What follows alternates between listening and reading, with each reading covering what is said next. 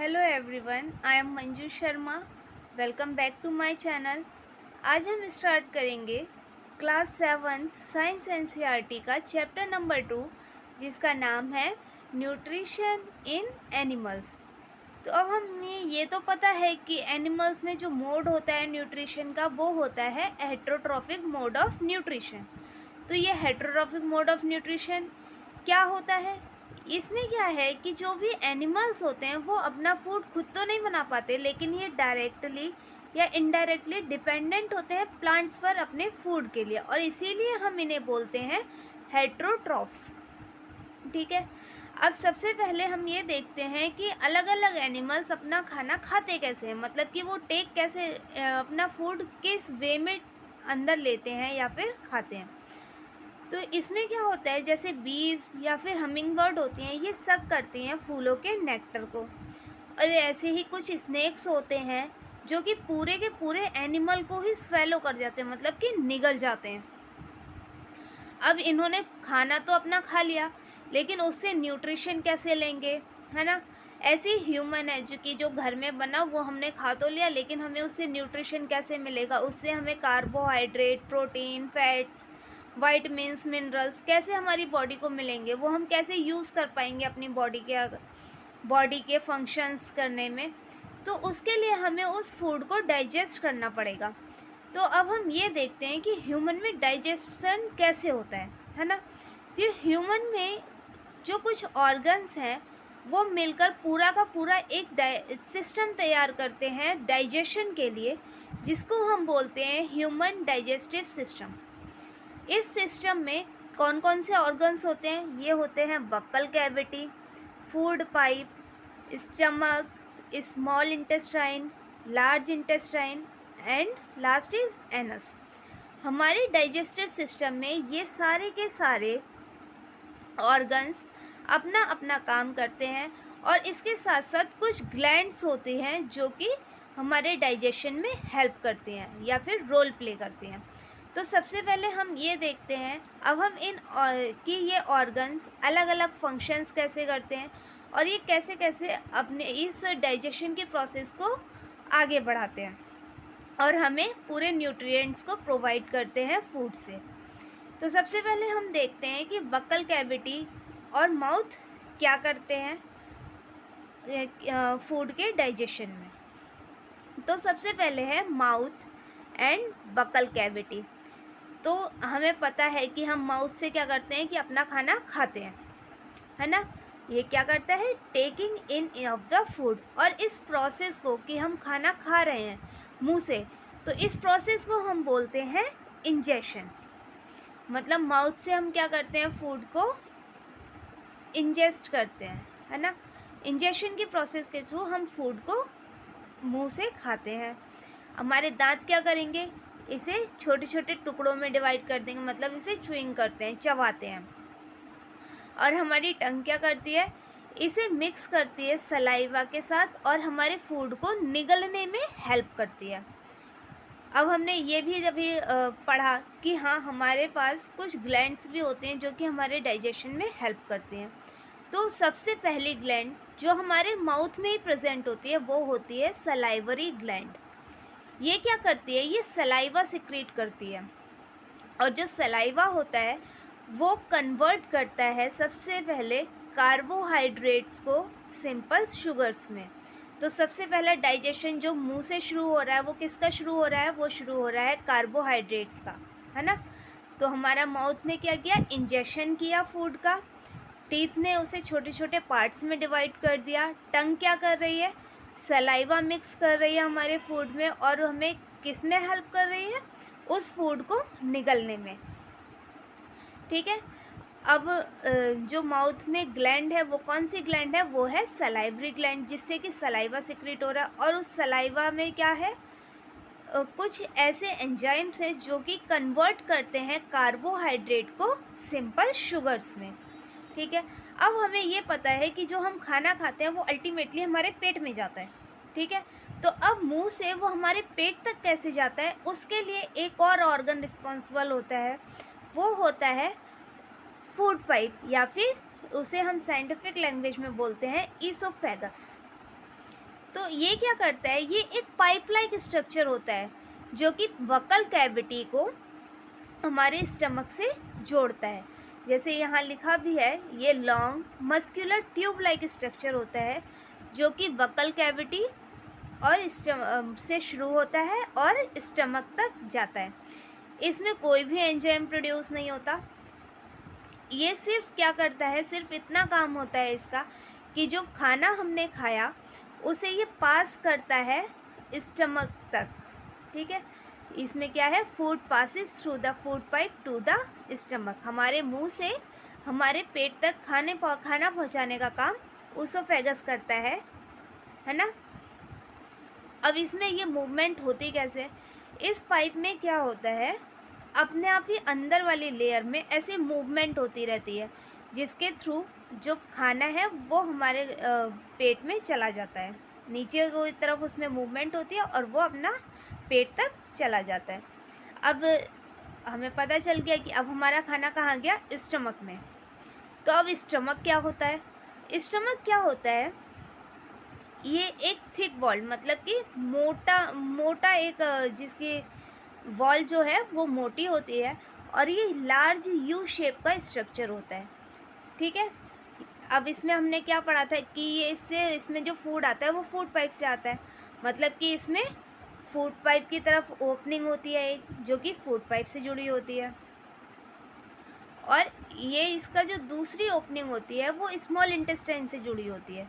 हाँ, तो ये क्या करता है कि ये फूड पाइप को स्मॉल इंटेस्टाइन से जोड़ता है। ये बीच में हो गया ऑर्गन। ठीक है, अब स्टमक में क्या होता है, स्टमक की जो इनर लाइनिंग होती है, मतलब कि जो इसकी अंदर वाली वॉल होती है, वो दो तरीके के केमिकल्स सिक्रीट करती है। फर्स्ट उसमें हो गया म्यूकस और दूसरा हो गया हाइड्रोक्लोरिक एसिड। हमें पता है ना कि हाँ, हमारे पेट में कभी कभार एसिड ज़्यादा बन जाता है, लेकिन हाँ, हमारे पेट में एसिड सिक्रेट हर टाइम होता है। ठीक, अब म्यूकस क्या करता है कि म्यूकस जो हमारे पेट में एसिड सिक्रेट होता है उससे उसकी वॉल को प्रोटेक्ट करता है कि उसकी वॉल में कोई भी डिफेक्ट ना आए। तो जो म्यूकस होता है वो हमारी स्टमक लाइनिंग को प्रोटेक्ट करता है, और जो हाइड्रोक्लोरिक एसिड होता है वो क्या करता है, ये बैक्टीरिया को किल करता है कि अगर हमारे बैक्टीरिया में अगर कोई हमारे पेट में कोई बैड बैक्टीरिया है तो उसे किल कर देगा। और जो मीडियम होता है, मतलब कि अंदर का पूरा जो एनवायरनमेंट होता है, एटमॉस्फेयर होता है, उसे एसिडिक बना देता है ताकि जो भी एंजाइम वर्क कर रहे हैं वो अपना काम अच्छी तरीके से कर पाए, मतलब कि डाइजेशन अच्छे से हो पाए। अब हमने ये पढ़ लिया कि फूड पाइप से स्टमक में आया। अब हमने ये भी पढ़ा कि जो स्टमक होता है वो फूड पाइप को इंटेस्टाइन से जोड़ेगा, मतलब कि अब हमारा खाना कहाँ जाएगा, स्मॉल इंटेस्टाइन में। तो अब हम ये देखते हैं कि स्मॉल इंटेस्टाइन क्या होती है। स्मॉल इंटेस्टाइन एक हाईली कॉइल्ड, मतलब कि बहुत ज़्यादा कॉइलिंग वाला स्ट्रक्चर है और ये बहुत लंबी होती है। ये इसकी लेंथ कितनी होती है, 7.5 मीटर्स। और इसमें जो ये सिक्रीट करती है, ये इंटेस्टाइनल जूस सिक्रीट करती है। और इसमें क्या होता है, इसमें जो हमारे पास ग्लैंड्स होती हैं उनका सिक्रीशन भी आता है, मतलब जो भी जैसे कि हमारी ग्लैंड एक होती है लिवर और दूसरी है पेनक्रियाज, तो वो भी जो भी केमिकल सिक्रीट करती हैं वो भी हमारे इंटेस्टाइन में ही इकट्ठा होता है। तो अब लिवर क्या करता है, लिवर सिक्रीट करता है बाइल जूस, जो कि किस में हेल्प करता है, ब्रेक डाउन ऑफ फैट, मतलब कि ये किसका डाइजेशन करेगा, बाइल जूस फैट का डाइजेशन करेगा। और जो पेनक्रियाज है वो पेनक्रियाटिक जूस सिक्रीट करती है, जो कि किस में हेल्प करता है, किसके ब्रेक डाउन में हेल्प करता है, कार्बोहाइड्रेट, प्रोटीन और फैट्स में। ये पेनक्रियाटिक जूस जो है वो हर किसी कंपाउंड एलिमेंट को, मतलब कि जैसे कि कार्बोहाइड्रेट हो गए, प्रोटीन हो गए, फैट्स हो गए, इन सब को सिंपलर फॉर्म में कन्वर्ट कर देता है। और जो लिवर का बाइल जूस है वो फैट्स के लिए काम करता है कि वो फैट्स को उनके सिंपलर फॉर्म में कन्वर्ट करता है। अब हम ये देखते हैं कि सिंपलर फॉर्म कौन कौन सी होंगी। अब ये कार्बोहाइड्रेट की जो सिंपल फॉर्म है वो हो गई शुगर। मतलब कि जो भी हमारा सलाइवरी ग्लैंड ने सलाइवा सिक्रेट किया और जो पेनक्रियाज है उसने जो पेनक्रियाटिक जूस सिक्रेट किया वो कार्बोहाइड्रेट को किस में ब्रेक डाउन कर देगी, शुगर में। प्रोटीन्स को किस में ब्रेक डाउन कराएंगे, पेप्टाइड और अमाइनो एसिड्स में। फैट्स को किस में करेंगे, फैटी एसिड्स और ग्लिसरॉल। और फैट्स के लिए कौन सा जूस रिस्पॉन्सिबल है, वो है बाइल जूस, जो कि कौन सिक्रेट करता है, लिवर। ठीक है, अब हमने ये तो देख लिया कि जो कंपाउंड एलिमेंट्स थे वो अपने सिंपलर फॉर्म में कन्वर्ट हो गए। और जब कॉम्प्लेक्स फॉर्म ऑफ फूड जो होती है वो सिंपलर फॉर्म में कन्वर्ट हो जाती है, उसके बाद उस फूड को अब्जॉर्ब करना पड़ता है, उससे एनर्जी उसको यूज़ करने के लिए, है ना। तो इसमें क्या होता है, जो अब्जॉर्प्शन होता है फूड का वो किस में होता है, स्मॉल इंटेस्टाइन में। स्मॉल इंटेस्टाइन में फूड का अब्जॉर्प्शन कुछ स्पेसिफिक स्ट्रक्चर्स के थ्रू होता है, जो कि कैसे होते हैं, फिंगर लाइक होते हैं। ये प्रोजेक्शंस होते हैं स्मॉल इंटेस्टाइन में फिंगर के जैसे, जैसे कि ये इस इमेज में है। ठीक है, ये बहुत सारे होते हैं और इन्हें हम बोलते हैं विलाई, जो कि अब्जॉर्प्शन में हेल्प करते हैं। अब ठीक है, अब्जॉर्ब तो करना है फूड, लेकिन ये अब्जॉर्प्शन होता क्या है ना। तो अब्जॉर्प्शन क्या होता है, जो डाइजेस्टेड फूड होता है वो पास होता है ब्लड वेसल्स में। ठीक है, इसी प्रोसेस को हम बोलते हैं अब्जॉर्प्शन।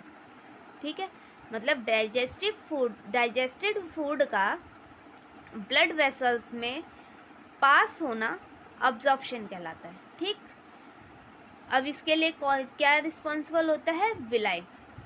जो इंटेस्टाइन की इनर वॉल होती है वहाँ विलाई प्रेजेंट होते हैं। विलाई अभी हमने पढ़ा कि ये फिंगर लाइक प्रोजेक्शन होते हैं। तो ये क्या करते हैं, ये सरफेस एरिया को बढ़ा देते हैं, अब्जॉर्प्शन के सरफेस एरिया को बढ़ा देते हैं। और इनमें क्या होता है, इनमें नेटवर्क होता है, मतलब कि इनमें बहुत सारी थिन और स्मॉल ब्लड कैपिलरीज होती हैं, जिसमें कि फूड अब्जॉर्ब होता है और फिर ये अलग अलग ऑर्गन्स में, बॉडी के अलग अलग ऑर्गन्स में ट्रांसपोर्ट कर दिया जाता है। मतलब कि सबसे पहले विलाई के जो नेटवर्क में, विलाई में जो नेटवर्क है पूरा ब्लड कैपिलरीज का, वो फूड को अब्जॉर्ब करेंगे और फिर उसे ट्रांसपोर्ट कर देंगे बॉडी के अलग अलग ऑर्गन्स में।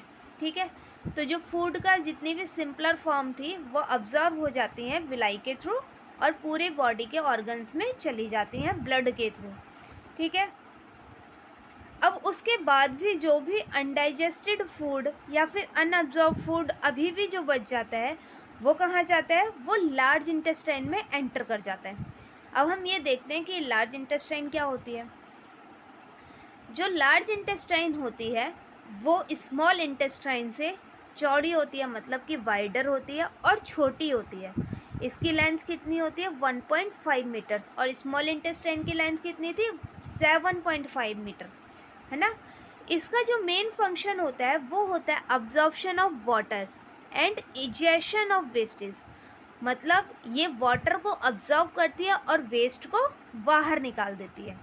इसका मेन फंक्शन क्या हुआ, वाटर को अब्जॉर्ब करना और वेस्ट को बाहर निकाल देना। ठीक है, तो इसके बाद क्या होता है, जो अनडाइजेस्टेड फूड होता है वो स्टोर होता है रेक्टम में, और किसके थ्रू पास आउट हो जाता है, एनस के थ्रू। अब रेक्टम और एनस होता क्या है ना, ये क्वेश्चन आता है। तो जो लार्ज इंटेस्टाइन का बिल्कुल लास्ट वाला पार्ट होता है, थोड़ा सा स्वेलो होता है, थोड़ा सा फूला हुआ सा पार्ट होता है, उसे हम बोलते हैं रेक्टम। और जो इसकी ओपनिंग होती है उसे हम बोलते हैं एनस। एनस के थ्रू जितना भी अनडाइजेस्टेड फूड होता है वो बाहर निकल जाता है, और बाहर निकलने की प्रोसेस को हम क्या बोलते हैं, इजेशन।